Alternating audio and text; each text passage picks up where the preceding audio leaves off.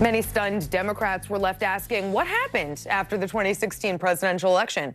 Well, Hillary Clinton has a new book out, and she's giving her first TV interview about it this Sunday. The tell-all, titled What Happened, is set to be released on September 12th. In it, there's plenty of blame to go around as Clinton reveals why she thinks she lost the election. There was Russia's meddling, former FBI Director James Comey, her former boss, President Obama, and she even takes on Senator Bernie Sanders, saying, "When I finally challenged Bernie during a debate to name a single time I changed a position or a vote because of a financial contribution, he couldn't come up with anything. Nonetheless, his attacks caused lasting damage, making it harder to unify progressives in the general election and paving the way for Trump's crooked Hillary campaign." Yeah, that's what happened. Clinton also acknowledges she was the candidate and is thus responsible, but with 2018 and 2020 looming large around the corner, it seems like Democrats are still carrying a lot of baggage around. So, John DeVore, I go to you. Yes. I am promised you are You've been still assured an with ardent her. Hashtag. Hillary Clinton supporter. I think apologist is a better word. I am not apologizing for How many anything. I copies have one of this vote. book I made a vote. have you bought already? She makes it so hard to love her. Yes, I think she learned that the hard way. And just so you know, it's what happened. No, it's what happened. That's how it's I will always add a question mark to that book title into perpetuity as long as I have to say, what happened? I voted for Hillary happily. I supported her. I am a little disappointed that she is re-entering the national conversation with this book. Because why? Airing grievances. I think that if she, unless this book is the end of her political career, I think she needed to come back out, being a little circumspect about why she wasn't elected. And I don't think, as much as I was never a fan of Bernie Sanders, of Vermont Columbo, as I call him. But 90% of Sanders voters cast votes for Clinton. They were not the problem. The problem were conservative Democrats in those Rust Belt states that her campaign did not give enough attention to. Well, I have to that end, some alternative book titles. I would love to suggest that might please people like you. Is this for Hillary 2020? A bit more. She could have written, forget what happened, let's talk about what's next. She could have written, or what happened? I wasn't a great candidate and we should have gone with someone else. Or I don't know what happened, but here are the people that maybe should have run. Do you like any of those? I could see where you're coming from. I respect your opinion. I think a great name for the book would have been Bernie would have won. Bernie would not have won. Bernie would not have won. Perfect name. Oh, please. Oh, what, are we all Time Lords? Do we know the outcomes in alternate dimensions? We know that Michigan and Pennsylvania cost her the election, and it is highly plausible that Bernie Sanders would have retained those states. He almost upset her in the primary in Michigan. 1 in 10 Bernie people actually did vote for Trump, according to some data we have. Right.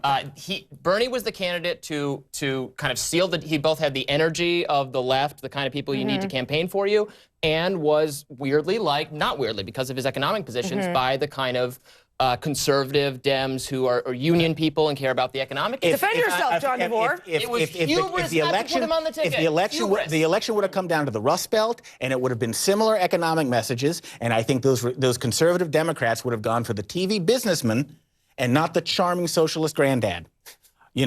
Bernie Sanders plays well with millennials on the coasts, with millennials who are saddled with too much debt, but I do not think that economic message would have penetrated those voters in the Rust Belt. Well, perhaps, but the big question here is that why didn't she learn any of her lessons from the Democratic primary when he did give her a run for her money? And her husband, Bill Clinton, who won the Rust Belt twice, came to her team and said, we learned a lesson from this. She is not playing well with these things. And they ignored him. The Sanders wing was the most activated wing. They were enthusiastic. Why she did not play to them and insisted on alienating them is the big question. But I don't think they were the weakness. Okay. I don't think they were the ones that cost the election. Look at the things she says in this book now. When she talks about Joe Biden, for example, she's mad at Joe Biden because Biden has said that the Democratic Party did not talk to the middle class enough during the last election. And her response is, I find this fairly remarkable, considering that Joe himself campaigned for me all over the Midwest and talked plenty about the middle class. Sense the dripping sarcasm. Right. Also, great. So he did that. You were the candidate. Exactly. Why weren't you doing that? That's why I don't think this book is a good idea. You I'm sorry for Trump. All right, let me bring this out of the he said, she said. Whose fault was it? Looking to the future, all I hear about from Democrats is Joe Biden running again? Should Bernie Sanders run again? Even should Hillary run again? Is this the future of the party? Because I gotta say, this does not look like they have their ish sorted out. John I'm running the DNC currently. Look, if they are smart, the game they're playing right now at the grassroots level is very alienating to a lot of young voters and a lot of Sanders supporters. Right. And it seems to me a simple game of listening. You know, like, I'm probably going to agree 99% with a Sanders voter. So what this whole drama is about, it's jockeying for power. And if the elders of the party were smart, they would listen more to this grassroots. No, but it's always about whose turn it is. Right. It's always sort of an anointing. That used to be a Republican thing. Absolutely. So but you got to get, your party has to get out of that and start listening. Forget whose turn it is. 100%. Forget who deserves it next. We made that mistake with Mitt Romney. Mitt Romney was the anointed Republican, and we totally ignored that just coming off Occupy Wall Street, maybe we shouldn't elect a plutocrat billionaire. I mean, he was a great guy and a great candidate any other year.